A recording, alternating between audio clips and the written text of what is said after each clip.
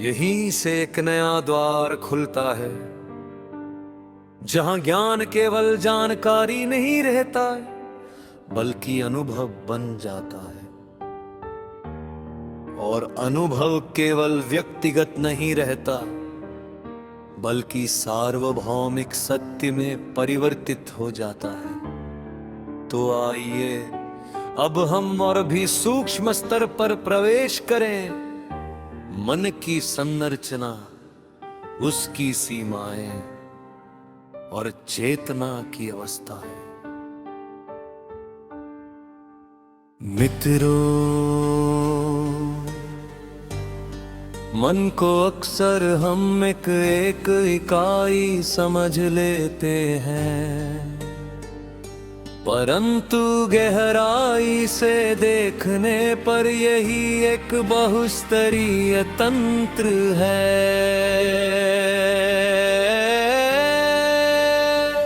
पहला स्तर है संवेदी मन। ये वह भाग है जो इंद्रियों से प्राप्त सूचनाओं को ग्रहण करता है। हम जो देखते हैं, सुनते हैं, स्पर्श करते हैं, सब यहीं से प्रारंभ होता है। तू दूसरा स्तर है स्मृति और संस्कार। ये वह क्षेत्र है जहां हमारे पिछले अनुभव संग्रहित होते हैं। यही संग्रह हमारे वर्तमान निर्णयों और प्रतिक्रियाओं को प्रभावित करता है। तीसरा स्तर है तीसरा स्तर है यही हम विश्लेषण करते हैं, निर्णय लेते हैं और निष्कर्ष तक पहुंचते हैं। विज्ञान और तर्क का अधिकांश कार्य इसी स्तर पर होता है, परंतु इन तीनों स्तरों के ऊपर एक और आयाम है। चेतना न तो केवल विचार है, नहीं केवल अनुभव, ये वह दृश्य का है जो इन सब को देखता है। अब यहाँ एक महत्वपूर्ण प्रश्न उठता है। यदि चेतना दृश्य का है तो उसकी सीमाएं क्या है? तर्क कहता है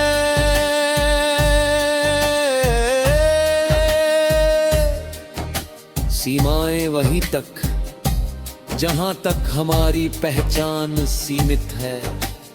यदि हम स्वयं को केवल शरीर या विचारों तक सीमित मानते हैं तो हमारी चेतना भी उन्हीं सीमाओं में बंध जाती है।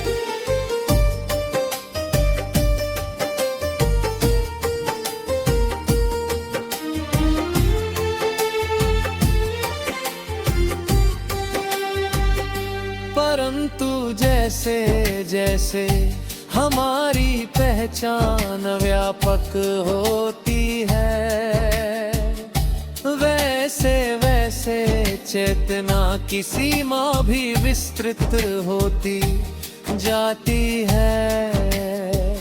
अब आइए चेतना की अवस्थाओं को समझते हैं। पहली अवस्था जागृत है, जहां हम बाहरी दुनिया के साथ सक्रिय रूप से जुड़े होते हैं।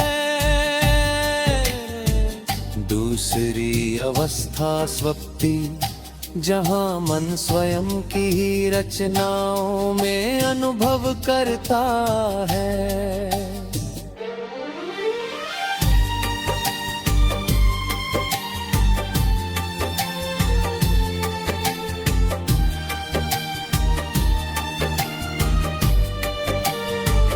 तीसरी अवस्था जिसके जहां न विचार होते हैं न अनुभव, परंतु अस्तित्व बना रहता है। और एक चौथी अवस्था जिसे कई परंपराओं में तृतीय गया है। ये वह स्थिति है जहां व्यक्ति जागृत रहते हुए भी अंदर से पूर्णत शांत और निष्पक्ष होता है। मित्रों, यही वह अवस्था है जहां यथार्थ सिद्धांत अपनी पूर्णता को प्राप्त करता है, क्योंकि यहाँ देखने वाला, देखने की प्रक्रिया और जो देखा जा रहा है, तीनों के दृश्य का भेद समाप्त होने लगता है।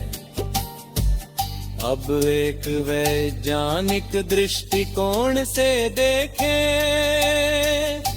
तो ये अवस्था मस्तिष्क की उच्चतम समन्वित गतिविधि से जुड़ी हो सकती है, जहां विभिन्न न्यूरल नेटवर्क एक संतुलित तालमेल में कार्य करते हैं। और दार्शनिक दृष्टि से ये वही स्थिति है जहां व्यक्ति अद्वैत को अनुभव करता है।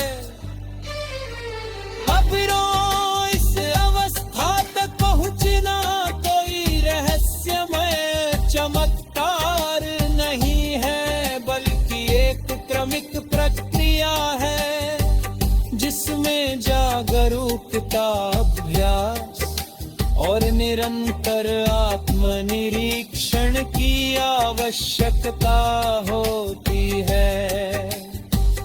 और अंत में मैं आपको एक गहरा संकेत देना चाहता हूँ। मन को समझना ही उसे पार करने की पहली सीढ़ी है, और चेतना को अनुभव करना ही यथार्थ को जानने का द्वार।